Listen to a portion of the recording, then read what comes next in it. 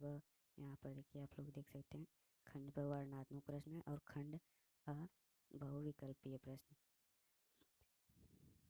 बहुविकल्पीय प्रश्न आइए तब एक एक करके प्रश्नों को हल करते हैं। प्रश्न एक है, बाबू साहब राय किस युग के लेखक हैं? आपका ऑप्शन है ए भरतेंदु युग, डी द्विवेदी युग, सी शुक्ल युग, डी शुक्लांतर युग। इसमें शुक्लांतर नहीं होगा, शुक्लोत्तर होगा। इसमें आपका राइट आंसर हो जाएगा ऑप्शन बी द्विवेदी युग। चलते हैं दूसरे प्रश्न पर। चिंतामणि किस विधा की रचना है? ऑप्शन ए निबंध, ऑप्शन बी कविता, ऑप्शन सी नाटक, ऑप्शन डी कहानी। इसमें आप लोग का राइट आंसर हो जाएगा ऑप्शन ए निबंध। चिंतामणि निबंध विधा की रचना है। ऑप्शन प्रश्न सी। प्रश्न 3 नंबर पर, गबन किसकी रचना है? ए मुंशी प्रेमचंद्र, बी जयशंकर प्रसाद, सी निराला, डी हरिकृष्ण राय प्रेमी। इसमें आप लोग का राइट आंसर हो जाएगा ऑप्शन ए मुंशी प्रेमचंद। गबन मुंशी प्रेमचंद्र की रचना है। शुक्ल युग की समय अवधि क्या है? ए 1919 से 1936 से 1943 तक, बी 1919 से 1938 तक, सी 1900 से 1918 तक, डी उपयुक्त में से कोई नहीं। इसमें आप लोग का राइट आंसर हो जाएगा ऑप्शन बी 1919 से 1938 तक। चलते हैं पांचवें प्रश्न पर। नीड़ का निर्माण फिर किस विधा की रचना है? ए जीवनी, बी आत्मकथा, सी साक्षात्कार, डी रेखा चित्र। इसमें आप लोग का राइट आंसर हो जाएगा ऑप्शन बी आत्मकथा। नीड़ का निर्माण आत्मकथा विधा की रचना है। आत्मकथा यहाँ हो जाएगा आत्मकथा। प्रश्न 6 पर, प्रिय प्रवास किस युग की रचना है? ए द्विवेदी युग, बी भरतेंदु युग, सी प्रगतिवादी युग, डी छायावादी युग। इसमें आप लोग का राइट आंसर हो जाएगा ऑप्शन ए द्विवेदी युग। प्रश्न 7 पर चलते हैं। मधुशाला किसकी रचना है? ए रामधारी सिंह दिनकर, बी हरि औध, सी हरिवंश राय बच्चन, डी सुमित्रा नंदन पंत। मधुशाला हरिवंश राय बच्चन की रचना है। हरिवंश राय बच्चन। प्रश्न 8, भारत भारती किसकी रचना है? ए सियाराम शरणगुप्त, बी मैथिली शरणगुप्त, सी जयशंकर प्रसाद, डी महादेवी वर्मा। इसमें आप लोग का राइट आंसर हो जाएगा ऑप्शन बी मैथिली शरणगुप्त। 9वें प्रश्न में चलते हैं। आधुनिक काल कब से कब तक है? ए सन 1843 से अब तक, बी 1643 से अब तक, सी 1918 से 1936 तक, डी 1936 से 1943 तक। इसमें आप लोग का राइट आंसर हो जाएगा ऑप्शन ए 1843 से अब तक। नेक्स्ट प्रश्न पर चलते हैं। मोतीराम किस युग के कवि हैं? आधुनिक काल, बी रीतिकाल, सी भक्तिकाल, डी रीतिकाल। इसमें आप लोग का राइट आंसर हो जाएगा ऑप्शन नंबर डी रीतिकाल के कवि हैं। प्रश्न 11 पर चलते हैं। हास्य रस का स्थायी भाव क्या है? आपका ऑप्शन है ए शोक, बी रीति, सी हास, डी निर्वेद। इसमें आप लोग का राइट आंसर है ऑप्शन सी हास्य। हास। प्रश्न 12 है। सोहत ओढ़े पीठ पर श्याम सलोनी गात, मनोनीड़ मणिशैल पर आतप प्रयोग प्रकाश। उपयुक्त पंक्ति में कौन सा अलंकार है? ए उपमा, बी उत्प्रेक्षा, सी रूपक, डी श्लेष। इसमें आप लोग का राइट आंसर हो जाएगा ऑप्शन बी उत्प्रेक्षा अलंकार है। चलते हैं नेक्स्ट प्रश्न पर। 13वां प्रश्न। रोला छंद में कुल कितने चरण होते हैं? ए 3, बी 2, सी 4, डी 5। इसमें आप लोग का राइट आंसर हो जाएगा ऑप्शन बी 2। रोला छंद में 2 चरण होते हैं। प्रश्न 14वें पे चलते हैं। आकर्षण शब्द में किस उपसर्ग का प्रयोग किया गया है? ए वी, बी मान, सी आक, डी आ। तो इसमें आप लोग का राइट आंसर हो जाएगा ऑप्शन नंबर डी आ। इसमें राइट आंसर हो जाएगा। रचना के आधार पर वाक्य के कितने भेद हैं? Option A 2, option B 5, option C 6, option D 3। इसमें आप लोग का राइट आंसर हो जाएगा ऑप्शन सी 6। रचना के आधार पर वाक्य के 6 भेद होते हैं। 16वें प्रश्न पर चलते हैं। पीताम्बर में कौन सा समास है? ए कर्मधारा है, बी द्वंद्व, सी बहुव्रीहि, डी तत्पुरुष। इसमें आप लोग का राइट आंसर हो जाएगा ऑप्शन सी बहुव्रीहि समास। पीताम्बर में बहुव्रीहि समास होता है। प्रश्न 17 में चलते हैं। आंसू का तत्समक रूप है ए अश्रु, बी अंशु, सी रोना, डी आंख। इसमें आप लोग का राइट आंसर हो जाएगा ऑप्शन ए अश्रु। आंसू का तत्सम रूप अश्रु होता है। डी कीर्तवाच्य में किसकी प्रधानता होती है? ए कर्ता की प्रधानता, बी कर्म की प्रधानता, सी भाव की प्रधानता, डी इनमें से कोई नहीं। कीर्तवाच्य शब्द में ऑप्शन नंबर ए हो जाएगा, कर्ता की प्रधानता होती है। चलते हैं 19वें प्रश्न पर।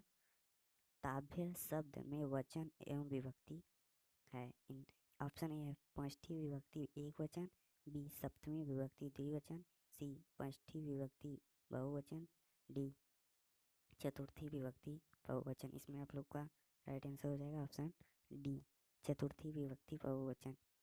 प्रश्न 20वें और लास्ट प्रश्न है। में सर्वनाम है ए मनुष्य, बी बचपन, सी वह, डी इनमें से कोई नहीं। इसमें आप लोग का राइट आंसर हो जाएगा ऑप्शन सी। हम लोग खंड अ को हल कर चुके हैं। अब खंड ख के बारे में आते हैं जो कि वर्णनात्मक प्रश्न है। इसमें क्या दिया है? प्रश्न 1 निम्नलिखित गद्यांश पर आधारित 3 प्रश्नों का उत्तर दीजिए। हम लोग को एक गद्यांश दिया हुआ है यहाँ पर जो कि हमें पूरा पढ़ना होगा। फिर इसमें से पढ़कर हमें यहाँ पर 3 प्रश्न दिए हैं। इसमें आप लोग को पहला प्रश्न उपयुक्त गद्यांश का संदर्भ लिखिए, और दूसरा है गद्यांश के रेखांकित अंश की व्याख्या कीजिए, और तीसरा लेखक के अनुसार समाज में भिन्नता को देखकर लोग एक दूसरे की ओर क्यों आकर्षित होते हैं। कि हम लोग को ये पूरा गद्यांश पढ़ना है और 3 प्रश्न दिए हैं, इसको हल करना है। या ये आपको नहीं आएगा तो इसमें अथवा करके भी दिया है। यहाँ पर आप लोग देख सकते हैं अथवा प्रश्न है यहाँ पर। और ये वाला नहीं आया तो ये वाला कर सकते हैं। ये गद्यांश पढ़कर आप इनमें से 3 प्रश्न यहाँ पर ये भी दे सकते हैं। पहला प्रश्न उपयुक्त गद्यांश का संदर्भ लिखिए, गद्यांश के रेखांकित अंश की भाव स्पष्ट कीजिए। प्रश्न फिर यहाँ पर दूसरे प्रश्न पर आ जाते हैं। यहाँ पर हम लोग को पद्यांश दिया रहता है। पद्यांश में भी वही है, पद्यांश को पढ़ना रहता है, पूरे पद्यांश को पढ़ना रहता है। और फिर नीचे 3 प्रश्न दिए रहते हैं। इसमें आप लोग को एक एक करके एक का संदर्भ लिखना होगा, फिर रेखांकित अंशों की व्याख्या, फिर उपयुक्त पंक्ति में कौन सा अलंकार। अगर ये आपको पद्यांश ना आए तो यहाँ पर अथवा करके भी दिया है, आप लोग ये भी कर सकते हैं। दोनों में से कोई एक करना होता है। चलते हैं फिर अगले प्रश्न पर।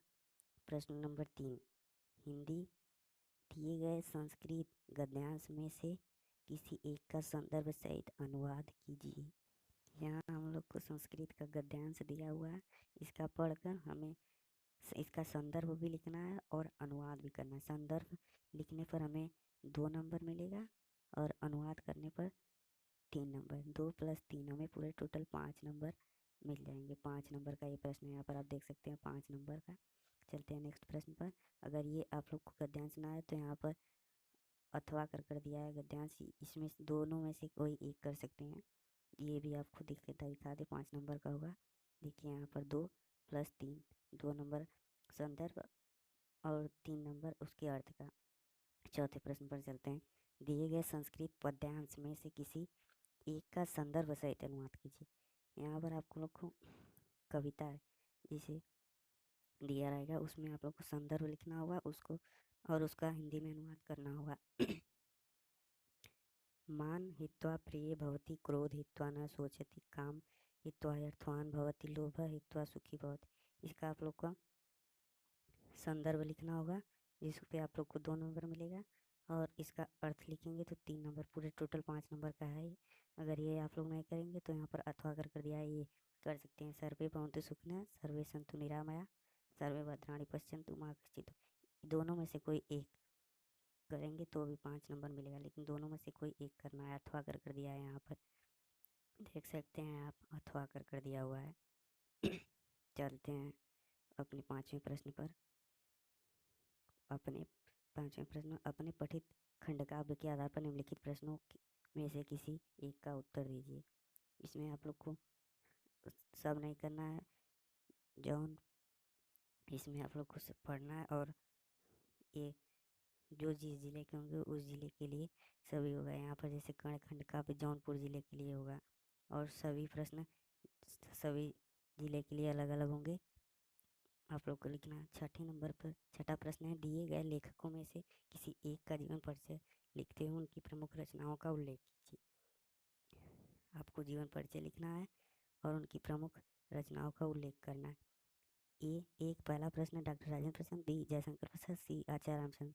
तीनों में से एक का आप लोग का जीवन परिचय लिखना। 3 नंबर का जीवन परिचय रहेगा और 2 नंबर की उनकी रचना है। पूरे 5 नंबर के हो जाएंगे। आप यहाँ पर देख सकते हैं, आपको 5 नंबर का दिया हुआ है, पूरे 5 नंबर का है। उसमें छठा का ख है, दिए गए कवियों में से किसी एक का जीवन परिचय लिखते हुए अपनी एक प्रमुख रचना का उल्लेख कीजिए। इसमें भी आप लोग को 3 ऑप्शन दिया रहेगा। पहला गोस्वामी तुलसीदास, सी सुमित्रानंद पंत, डी महाकवि सूरदास। इसमें भी आप लोग को जीवन परिचय 3 नंबर का और उनकी प्रमुख रचनाएं 2 नंबर को, पूरा मिला के 5 नंबर हो जाएगा। प्रश्न 7वें पर चलते हैं। देखिए क्या है, अपनी पाठ्य पुस्तक में से कंठस्थ कोई एक श्लोक लिखें जो इस प्रश्न पत्र में ना आया हो। हमें श्लोक लिखना है ये जो प्रश्न पत्र में ना आया हो, इस प्रश्न पत्र में ना आया। जैसे देखिए 2 श्लोक हमें यहाँ पर लिखने के लिए आ गया है, दिखाते थे हम लोग को। ये दोनों श्लोक जो कि प्रश्न पत्र में आ गया है, इसको दोनों को छुड़ाकर आप लोग को एक लिखना होगा, कोई एक श्लोक यहाँ पर, जो कि आप लोग देख सकते हैं ये 2 नंबर का है। जो प्रश्न पत्र में ना आया होगा वही लिखना है। फिर चलते हैं 8वें प्रश्न पर। निम्नलिखित में से इन्हीं 2 प्रश्न का संस्कृत में उत्तर दीजिए। यहाँ पर आप देख सकते हैं 4 प्रश्न दिए गए हैं। चंद भारतीय संस्कृति मूलम किम अस्ति, पुरु राजा का अस्ति, चंद्रशेखर का अस्ति, वीर केन पूज्यते। इसमें से आप लोग को 2 प्रश्न करना है। यहाँ पर देख सकते हैं केवल 2 प्रश्न करना है, 4 में से 2 प्रश्न करता है। 9वें प्रश्न पर चलते हैं।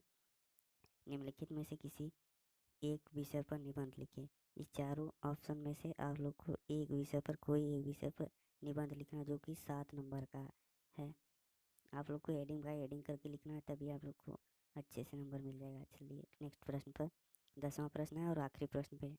अपनी विशेष रुचियों का उल्लेख करते हुए अपने मित्र को एक पत्र लिखिए, अथवा उत्तर मध्य रेलवे को एक शिकायती पत्र लिखिए जिसमें टिकट निरक्षी द्वारा किए गए अभद्र व्यवहार का उल्लेख हो।